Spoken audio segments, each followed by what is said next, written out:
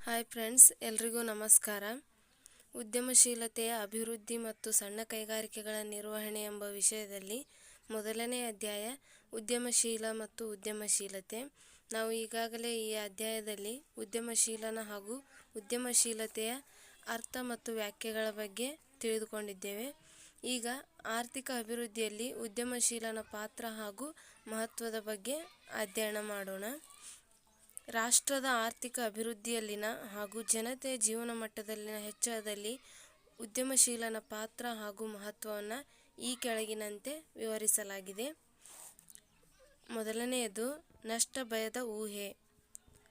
ಅಂದರೆ ಆರ್ಥಿಕ ಅಭಿವೃದ್ಧಿ ವ್ಯವಹಾರ ಸಂಘಟನೆಗಳ ಆರಂಭದ ಮೇಲೆ ಹೆಚ್ಚು ಅವಲಂಬಿತವಾಗಿದೆ.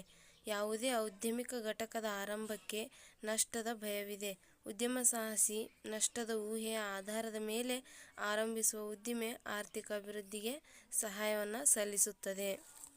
ಎರಡನೆಯದು ಸಂಪನ್ಮೂಲಗಳ ಸಂಘಟನೆ. ಸಂಪನ್ಮೂಲಗಳ ಒಗ್ಗೂಡಿಸುವಿಕೆ ಹಾಗೂ ಸಂಘಟನೆಯ ಮೂಲಕ ಔದ್ಯಮಿಕ ಘಟಕವನ್ನು ಸ್ಥಾಪಿಸುವುದರಲ್ಲಿಯೇ ರಾಷ್ಟ್ರದ ಸಮೃದ್ಧಿ ಅವಲಂಬಿತವಾಗಿರುತ್ತದೆ. ಮೂರನೆಯದು ಬಂಡವಾಳದ ಏರ್ಪಾಡು. ಅಂದರೆ ಒಂದು ಉದ್ಯಮವನ್ನು ಸ್ಥಾಪಿಸಲು ಹಾಗೂ ಅದನ್ನು ನಿರ್ವಹಿಸಲು ಬಂಡವಾಳದ ಮಹತ್ವ ಅಂಶವಾಗಿದೆ. ಬಂಡವಾಳವನ್ನು ಸಾರ್ವಜನಿಕರಿಂದ, ಬ್ಯಾಂಕ್ ಹಾಗೂ ಹಣಕಾಸು ಸಂಸ್ಥೆಗಳಿಂದ ಸಂಗ್ರಹಿಸಬಹುದಾಗಿದೆ. ನಾಲ್ಕನೆಯದು ನಾವೀನ್ಯತೆಗೆ ಪ್ರೋತ್ಸಾಹ. ಅಂದರೆ ಪ್ರಯೋಗಾಲಯದಲ್ಲಿ ವಿಜ್ಞಾನಿ ಶೋಧಿಸಿದ ಹೊಸ ವಸ್ತುವಿಗೆ ಅಥವಾ ಆವಿಷ್ಕಾರಕ್ಕೆ ನೈಜ ಅರ್ಥವಿಲ್ಲ.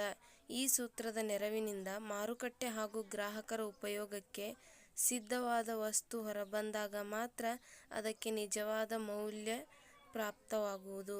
ವಿಜ್ಞಾನಿಯು ಉತ್ಪಾದನಾ ಕಾರ್ಯದ ಸಾಹಸಕ್ಕೆ ಅಣಿಯಾಗುವುದು ವಿರಳ. ಈ ಕಾರ್ಯವನ್ನು ಉದ್ಯಮಶೀಲ ಕೈಗೊಳ್ಳುತ್ತಾನೆ.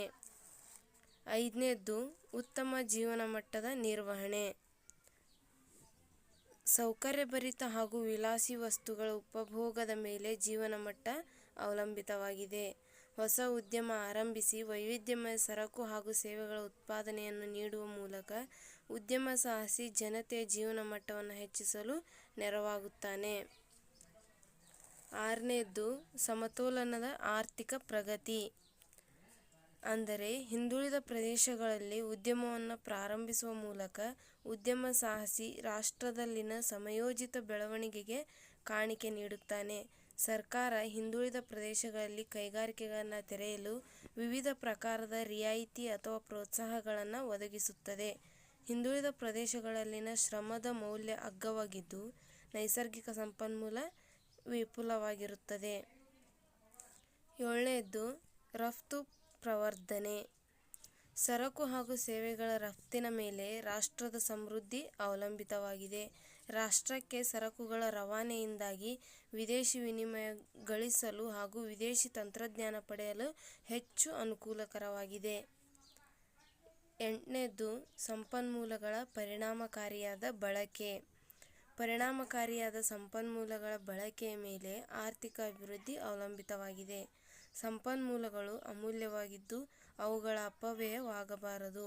ಸಂಪನ್ಮೂಲಗಳ ಪರಿಣಾಮಕಾರಿಯಾದ ಸದ್ಬಳಕೆ ಉತ್ಪಾದನಾ ವೆಚ್ಚವನ್ನು ನಿಯಂತ್ರಿಸುತ್ತದೆ ಮತ್ತು ಇದು ಉತ್ತಮ ಗುಣಮಟ್ಟ ಸರಕನ್ನು ಯೋಗ್ಯವಾದ ಬೆಲೆಗೆ ಒದಗಿಸುತ್ತದೆ. ಒಂಬತ್ತನೆಯದು ಉದ್ಯಮ ಸಾಹಸಿ ಸಮಾಜ ಸುಧಾರಕ.